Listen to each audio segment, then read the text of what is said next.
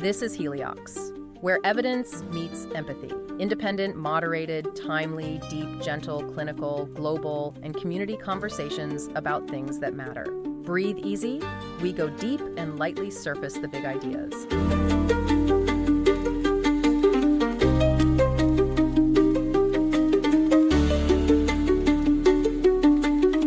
You know, usually when we talk about human senses, especially hearing, there is this ingrained expectation of, like, objective reality. Right. Yeah, we like to think of our ears as these perfect biological microphones. Exactly. You imagine that when you listen to someone speak, the sound waves hit your tympanic membrane and it translates that physical pressure into an electrical signal.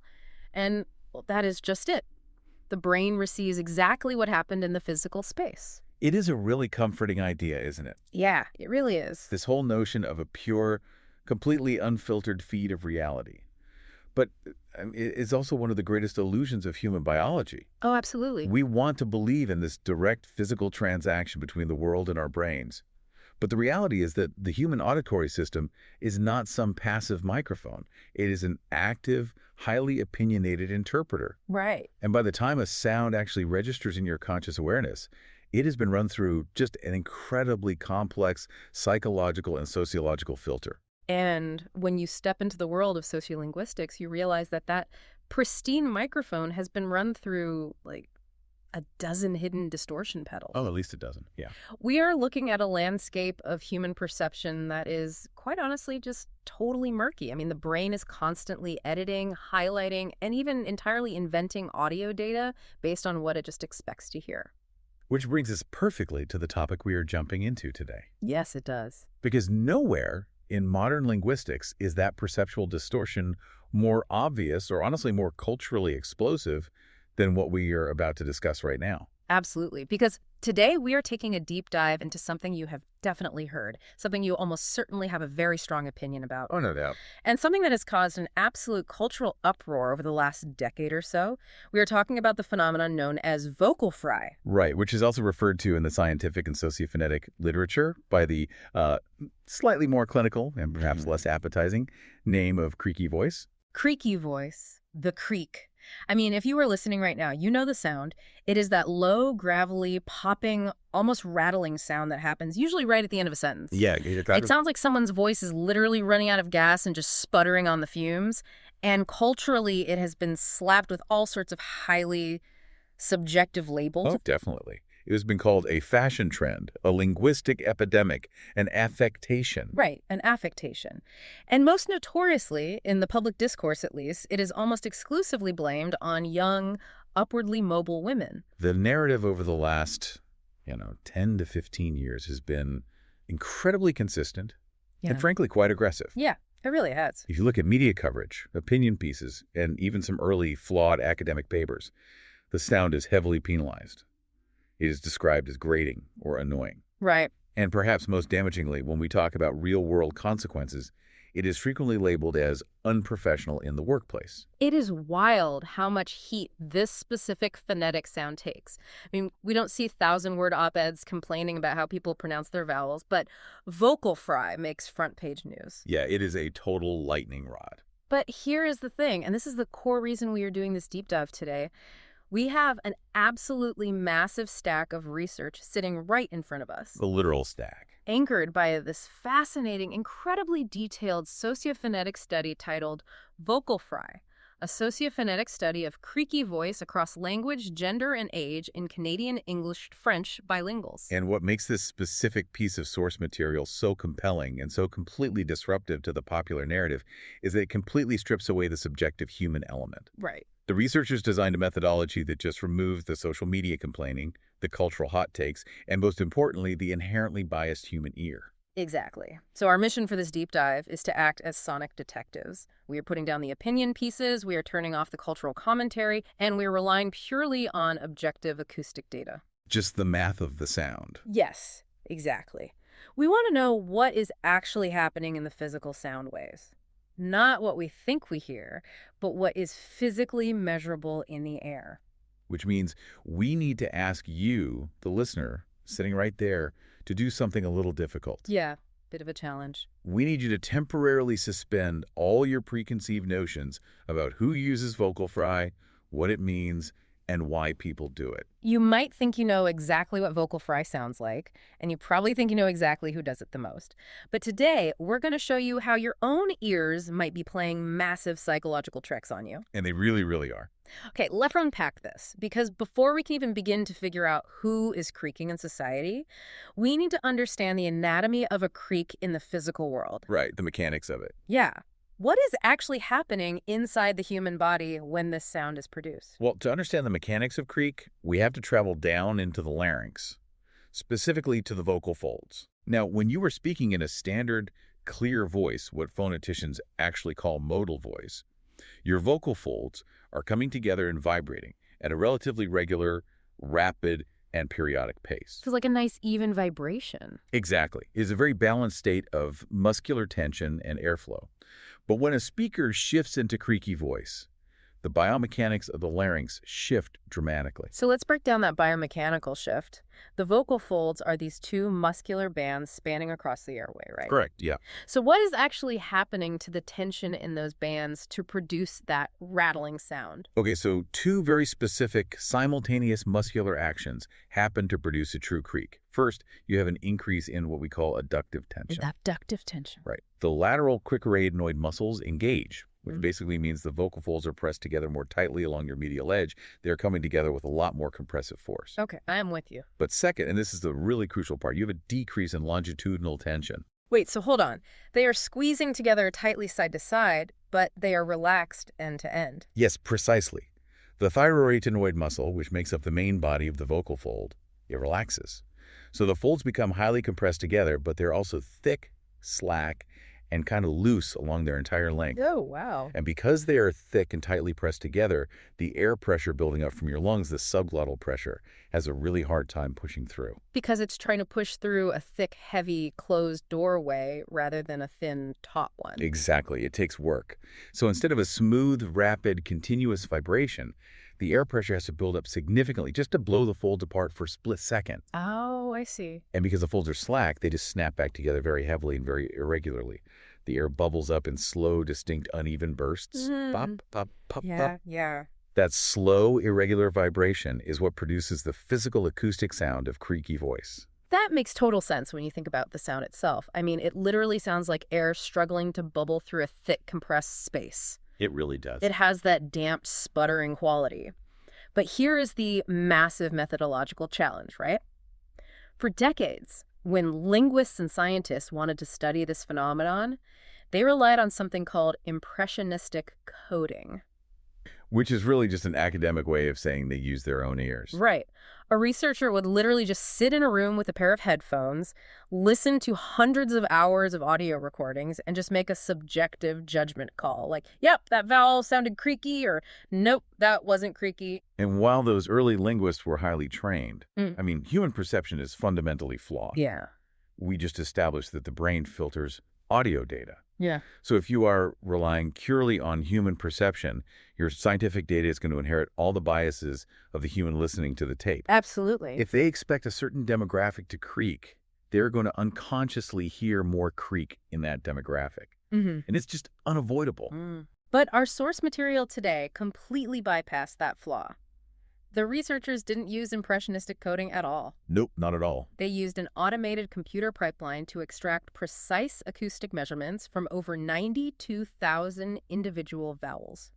92,000. It is a staggering amount of data. There is no human bias in a computer script measuring sound wave frequencies. Right. And what's fascinating here is the sheer scale and the computational rigor of the data. The researchers didn't just look at one basic metric either. No, they went all in. They deployed an entire acoustic toolkit to measure this biological phenomenon from multiple mathematical angles. And we really need to break down these core metrics because understanding the underlying physics here is the foundation of everything that comes next. I am fully on board with that. Let's go through the tools in this acoustic toolkit. Metric number 1, F0. What are we measuring here? So F0, or the fundamental frequency, is just the scientific measurement for pitch. It is measured in hertz, which is just the number of vibration cycles per second. Okay, simple enough. Now, tying this back to the biology we just discussed, because the vocal folds are thick and relaxed during creak, The vibration is very, very slow. Right. And slow vibrations produce low frequencies. Right. So the most basic acoustic indicator of creaky voice is a very low F0. Got it. The slower the fold vibrates, the lower the pitch, the more likely it is a creak. But then there's a second metric tied to that, which I just found completely incredible. Unreliable F0 tracks. Oh, yes. This is a fun one. It sounds like the computer software literally throwing its hands up and just giving up. That is essentially exactly what is happening. Mm. Acoustic software uses pitch tracking algorithms, often relying on a mathematical process called autocorrelation, to map the pitch of a voice. Okay. And the algorithm assumes a human voice will have a certain level of rhythmic regularity. It looks for a repeating pattern. But creaky voice, by its very biological nature, is highly irregular. The pops of air are totally unevenly spaced. So the signal gets so chaotic that the algorithm just breaks. Yes.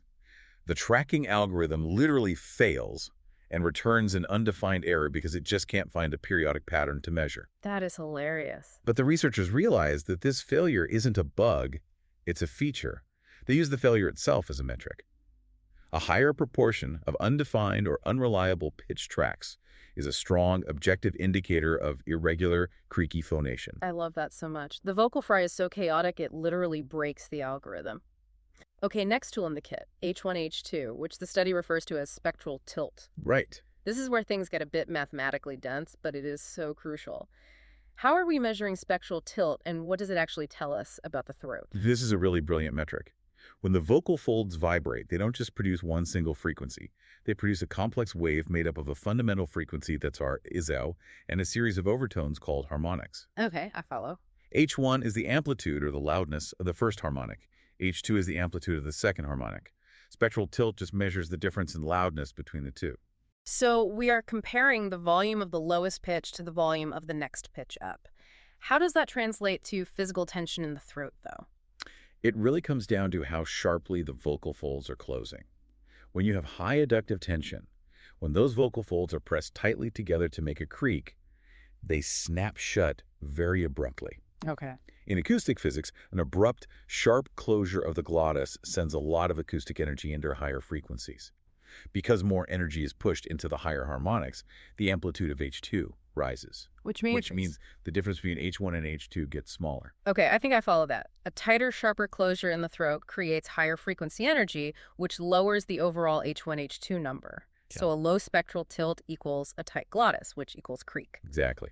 It's a way to use the mathematical distribution of sound energy to literally see how tightly a person's vocal folds are compressed together without ever having to actually put a camera down their throat. That is incredible. And finally, the last major metric in the toolkit, CPP and H&R under 500 hertz. These stand for substral peak prominence and harmonics to noise ratios. Basically, these algorithms are looking for noise in the audio signal. That's right. Now, I want to push back on this a little bit, because if I am listening to a human voice, especially a clear, articulate voice, I consider that a clear signal. Isn't a voice supposed to be musical? Why are acoustic scientists specifically going on a hunt for noise? That is a really fundamental question about the nature of phonation. When we think of a perfectly clear modal voice, like an opera singer holding a perfect note, we are talking about a highly periodic signal. Like a clean wave. Exactly.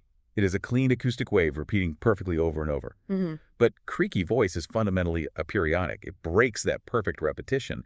And in acoustics, any deviation from perfect periodicity is mathematically defined as noise. Ah, okay. It makes me think of an engine. It's like comparing a smooth, humming electric car engine to a classic heavy muscle car idling at a low RPM. I like where this is going. When an electric car runs, it's just a pure, high-pitched hum, perfect periodicity.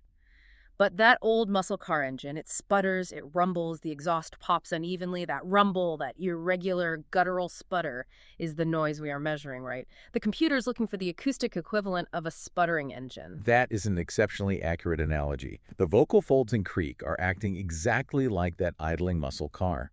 And the brilliance of these specific metrics measuring the noise specifically under 500 hertz is that they differentiate between different types of biological noise. Because there's more than one way a voice can be noisy. Yes. If you have a breathy voice, like you're whispering, the vocal folds aren't closing all the way. Air is rushing through, creating high-frequency aspiration noise. Like a hiss. Exactly. It sounds like the hiss of wind. That high-frequency hiss would completely ruin our data if we were looking for creak. Yeah. But the sputtering muscle car noise of a creak happens at the very bottom of the frequency range. Oh, I see. So by telling the computer to only look at the noise under 500 hertz, the researchers filter out the wind noise and perfectly isolate the true biological creak. Okay, so we have our acoustic toolkit fully unpacked. We have computers objectively measuring low-pitch, logging broken tracking algorithms, calculating tight vocal folds through spectral tilt, and isolating low-frequency sputtering noise. A completely objective setup. We have an impenetrable objective way to measure vocal fry. The next logical question is, who exactly are we testing these tools on? And this is where the methodology of the study gets incredibly clever. If you are a sociolinguist and you want to know how social factors or demographics or even different languages affect human speaking behavior, you have a massive confounding variable you have to control for. Which is? You have to control for biology. Right, because interspeaker variability is huge. Oh, massive. If I just take an audio recording of an American English speaker and compare it to a recording of a Parisian French speaker and the American is measurably creakier, I don't actually know why. Is it because the English language is inherently a creakier language? Or is it just because that specific American guy happens to have physically thicker, heavier vocal folds than that specific French guy? Biology just gets in the way of the linguistic data. Precisely. The anatomical differences, vocal tract length, laryngeal mass, cartilage density they make, comparing two different people, incredibly difficult if you are trying to isolate language. So the researchers bypassed this problem entirely by using Canadian-French bilinguals. And not just random people in a lab either. They gathered a massive data set of 49 public figures from Ontario and Quebec. 25 men, 24 women. Right. And these are people that listener might actually recognize. We are talking about Justin Trudeau, the Prime Minister. We are talking about Céline Dion. Yeah, very famous voices. Acclaimed filmmakers like Denis Villeneuve and Xavier Dolan. We have comedians, actors, and journalists. And what is crucial about this data set is the nature of the audio. They did not bring these public figures into a sterile laboratory and ask them to read phonetically balanced sentences off a clipboard. No, they didn't. They pulled their data from spontaneous speech. So podcasts, radio interviews, unscripted television talk shows. Why does that matter so much? I mean, does reading from a script change the acoustics? Oh, drastically. In sociolinguistics, there is a concept known as the observer's paradox. When people know they're being recorded for a linguistic study, or when they're reading text, they naturally hyperarticulate. They get stiff. Yeah, exactly. Okay. They adopt a formal, unnatural register. But spontaneous speech in an interview setting gives researchers access to the vernacular. It shows how these people actually utilize their vocal tracts in the real world when they're focused on communication, not pronunciation. And because every single one of these 49 people is highly bilingual, the researchers have the ultimate biological control group. Yes, they do. Céline Dion's vocal tract is Céline Dion's vocal tract, whether she is speaking English to an American interviewer or French to a Quebecois interviewer. The biological hardware, the laryngeal mass, the lung capacity is exactly the same. The only variable changing is the software, the language she is speaking. This specific control allows the researchers to answer a major, long-standing debate in the linguistic community. For years, there has been a prevailing theory that English is simply an inherently creakier language than other languages. I have actually heard this. The idea that something about the rhythm or the vowels of English just naturally lends itself to vocal fry. Yes, English is a stress-timed language, meaning we highly emphasize certain syllables and dramatically reduce others. Whereas French is syllable-timed, meaning each syllable gets roughly equal rhythmic weight. Okay, that makes sense. Previous studies, often relying on that flawed human impressionistic coding, suggested that the prosody of English caused speakers to creak far more than French or Spanish speakers. So to test this, the researchers put the 92,000 vowels from these bilingual Canadians through their automated acoustic pipeline. So what does this all mean? Is the English language inherently creakier than French? The results were a massive plot twist. Surprisingly, the answer is no. When you look at the objective acoustic data across all these bilingual speakers, there is virtually no significant difference in creakiness between the languages within the same speaker. Wow. If we connect this to the bigger picture, this finding is profound. It means that your vocal quality, your tendency to use vocal fry, is not dictated by the grammar, the prosody, or the vocabulary of the language you happen to be speaking. Not at all. It is fundamentally speaker dependent. You carry your own unique vocal fingerprint with you, regardless of the linguistic software you are running. Exactly. Justin Trudeau's baseline level of biological creak is essentially the same in English as it is in French. The only microscopic exception the data showed was a slightly higher number of those unreliable pitch tracks when speaking English. But across the board, the pitch, the glottal constriction, the harmonic noise, it was remarkably stable across languages. And just to ensure their data was absolutely watertight, the researchers also checked the bilingual data for known linguistic variables. They confirmed that regardless of whether the speaker was speaking English or French, creak happens exactly where the physics of the vocal tract dictate it should happen. Right. The data showed creak predominantly at the ends of sentences, what linguists call utterance final position, during moments of fast speech and when speakers use low vowels, like the ah sound. Which makes perfect physiological sense. At the end of a long sentence, you are naturally running out of breath. Your subglottal pressure drops, your vocal folds relax, and your pitch falls. It creates the perfect environment for that. So through this meticulous methodology, we have built a rock-solid foundation. We know the biomechanics of a creak. We have the acoustic tools to measure it without human bias. Yes, we do. And we have proven that the data holds up across languages because the biology, not the language, dictates the sound. Now that the baseline is set and the acoustic truth is established, we have to talk about the demographics. Because this is where the data takes an absolute sledgehammer to everything society thought it knew about vocal fry. We really need to look at the data on gender. Exactly. The entire cultural narrative, the thousands of opinion pieces, the viral videos mocking vocal fry, they all point the finger at one specific demographic. Young, upwardly mobile women. Exclusively, almost. The stereotype is so deeply ingrained in our culture that it is treated as an established fact of nature. I mean, if you ask 100 people on the street who uses vocal fry the most, 99 of them are going to say young women. But as we've established, the computer algorithms don't read opinion pieces. They don't have Twitter accounts. No, they don't. They only read the mathematics of sound waves.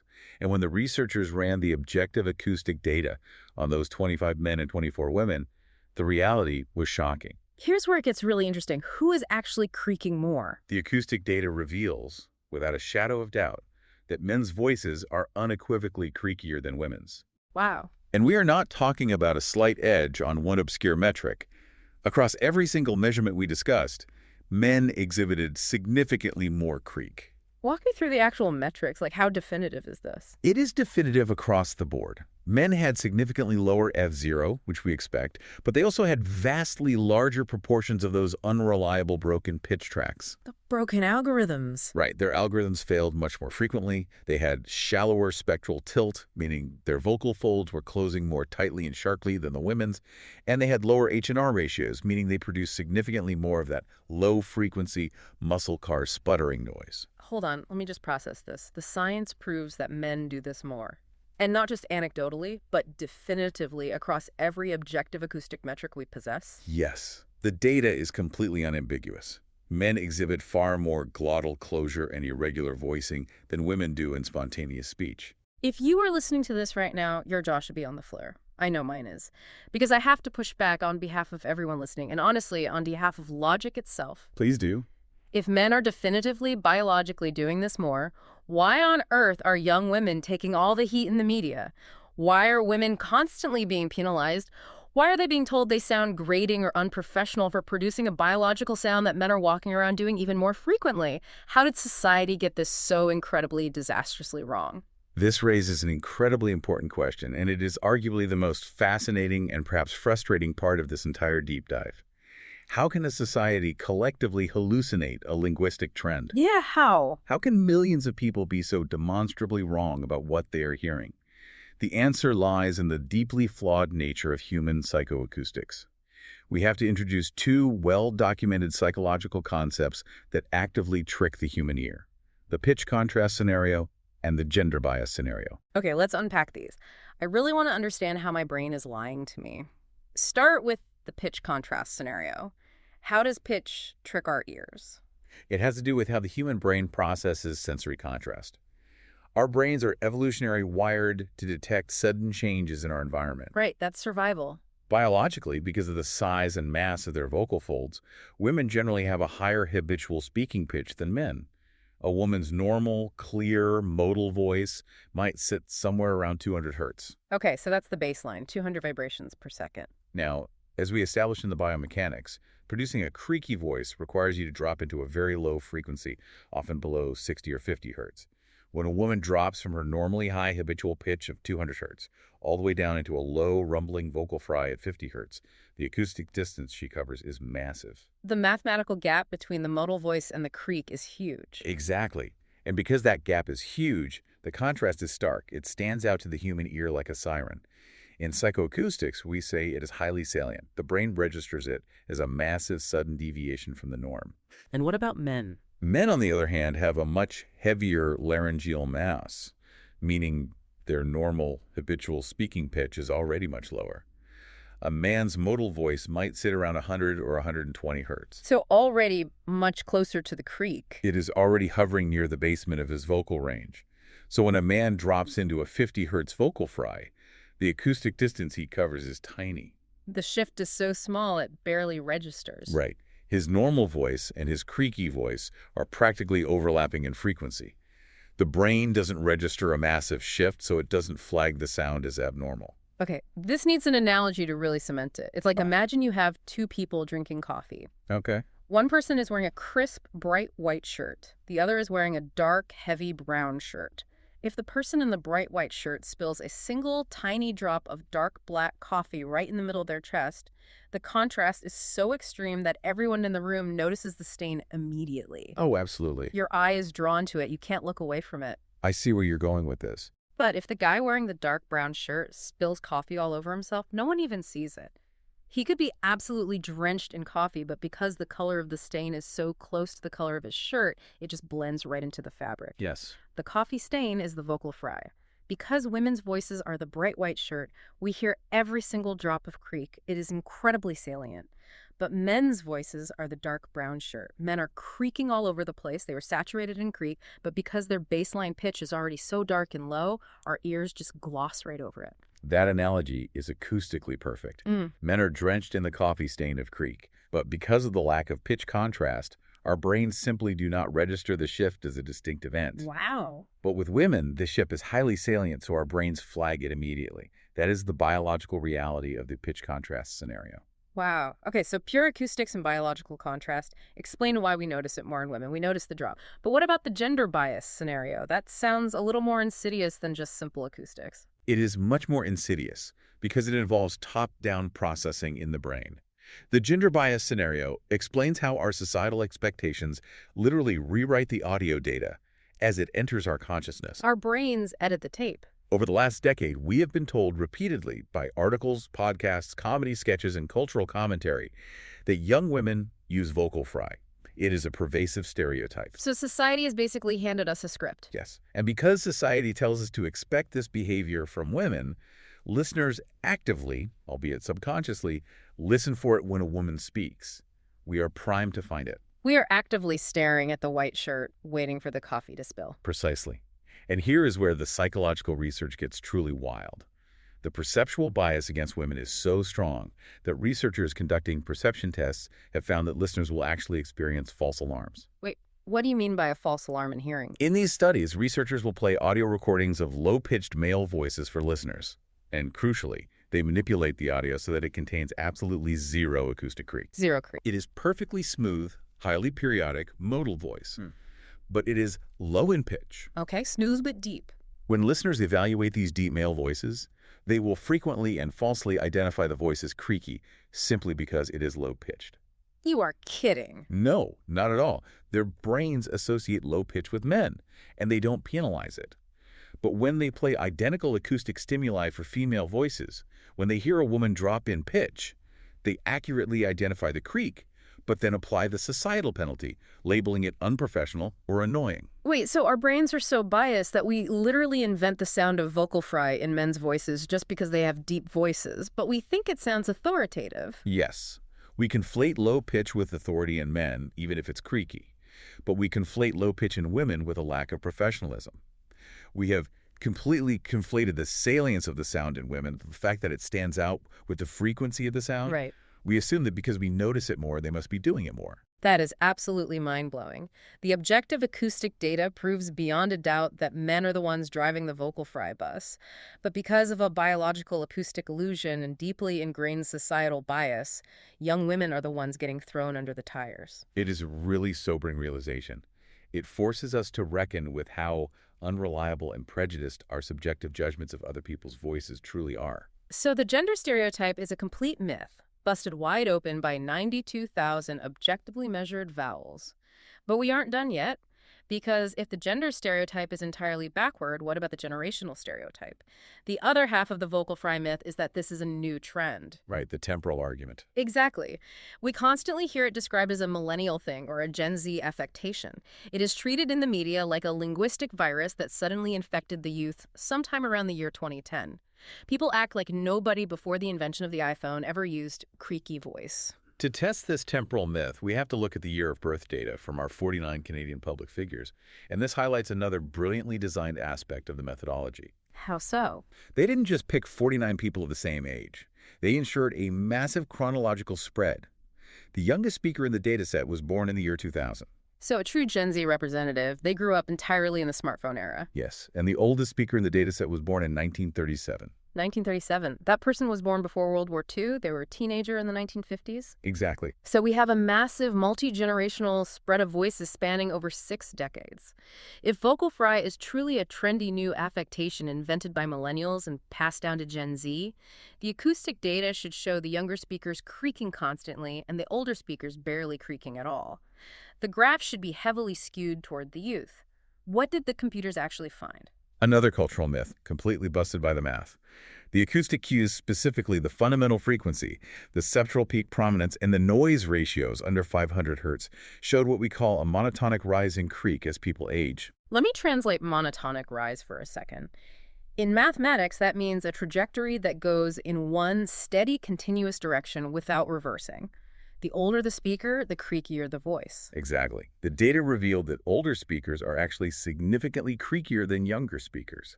The line goes straight up as age increases. Wow. In fact, the youngest speakers in the study, the millennials and Gen Z representatives who are constantly blamed for this trend, were actually the least creaky demographic of all. Let that sink in for a second. You're telling me that an 80-year-old man born in 1937 is producing more measurable vocal fry than a 25-year-old influencer? According to the objective acoustic metrics, yes, by a significant margin. And what's fascinating here is how this points us entirely away from sociology and cultural trends and points us directly toward physiological reality. Right. Why would an 80-year-old creak more than a 20-year-old? Because of vocal aging. What actually happens to our laryngeal anatomy as we get older? We know our skin loses elasticity, our bones lose density, our vision degrades. What is the biological wear and tear on a vocal cord? The clinical term is presbyphonia, which simply means the aging of the voice. As human beings age, the tissues in our larynx undergo massive physiological changes. Okay. The laryngeal cartilages, the framework of the throat, actually begin to ossify. They turn from flexible cartilage into rigid bone. Furthermore, the muscles themselves, particularly the gyroarytenoid muscle, which makes up the vocal fold, undergo sarcopenia, which is muscle atrophy. So the muscles are physically shrinking and losing their tone. Yes. And as they lose muscle mass and tone, they often develop a condition known as vocal fold bowing. They literally curve inward, creating a gap. To compensate for this gap and this loss of muscle control, older speakers often have to compress their vocal folds more tightly just to get them to vibrate at all. And let's tie this right back to our mechanical baseline from the beginning of the deep dive.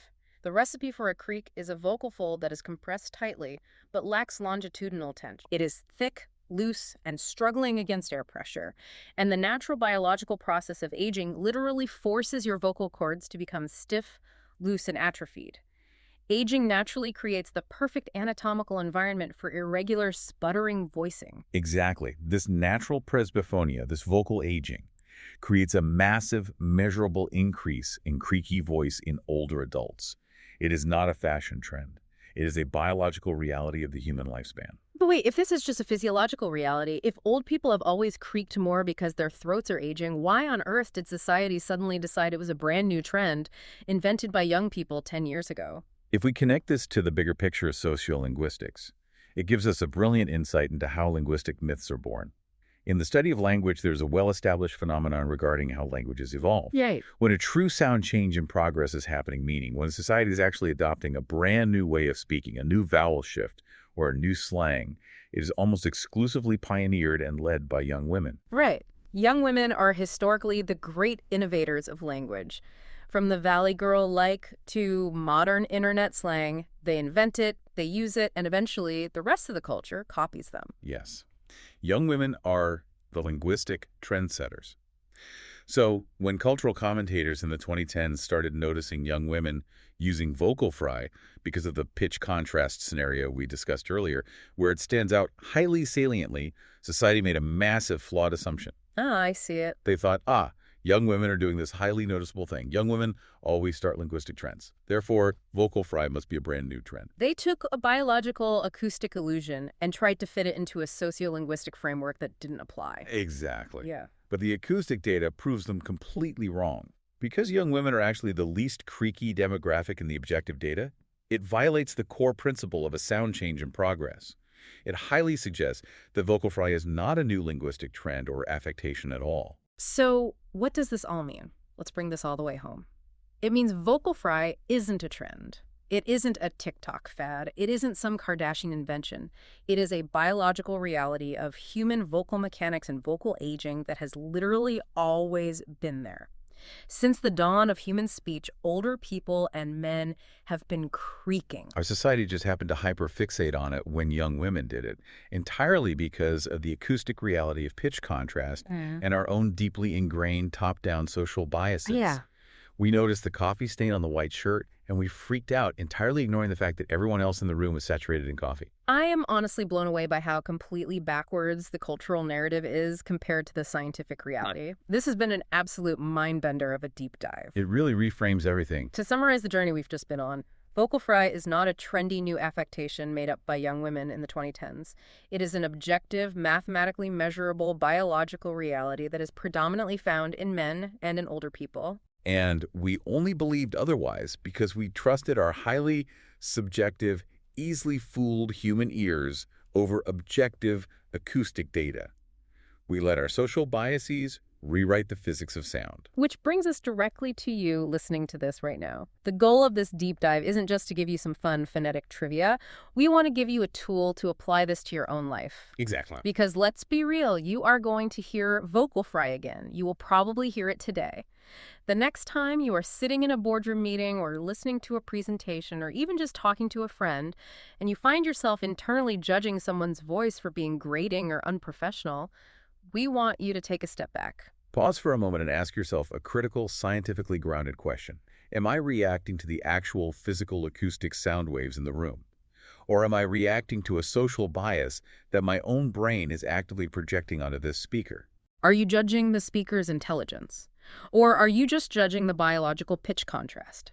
Because if there is one thing this massive 92,000 vowel study proves, it's that your ears are not a pristine microphone. They are a filter, heavily colored by the society you live in. And this raises an important, lingering question, one that goes far beyond just the sound of vocal fry and touches on how we navigate the world. What's that? If our ears can be so easily thoroughly fooled by a simple biological illusion like pitch contrast, to the point where it completely dictates who we think sounds authoritative is who we think sounds annoying, what other completely objective judgments we're making about people's intelligence or their competence or their leadership potential that are actually just biological acoustic illusions. Heliox is produced by Michelle Brucker and Scott Bleakley. It features reviews of emerging research and ideas from leading thinkers, curated under their creative direction with AI assistance for voice, imagery, and composition. Systemic voices and illustrative images of people are representative tools, not depictions of specific individuals. Thanks for listening today. 4 recurring narratives underlie every episode: boundary dissolution, adaptive complexity, embodied knowledge, and quantum-like uncertainty. These aren't just philosophical musings, but frameworks for understanding our modern world. We hope you continue exploring our other episodes, responding to the content, and checking out our related articles at helioxpodcast.substack.com.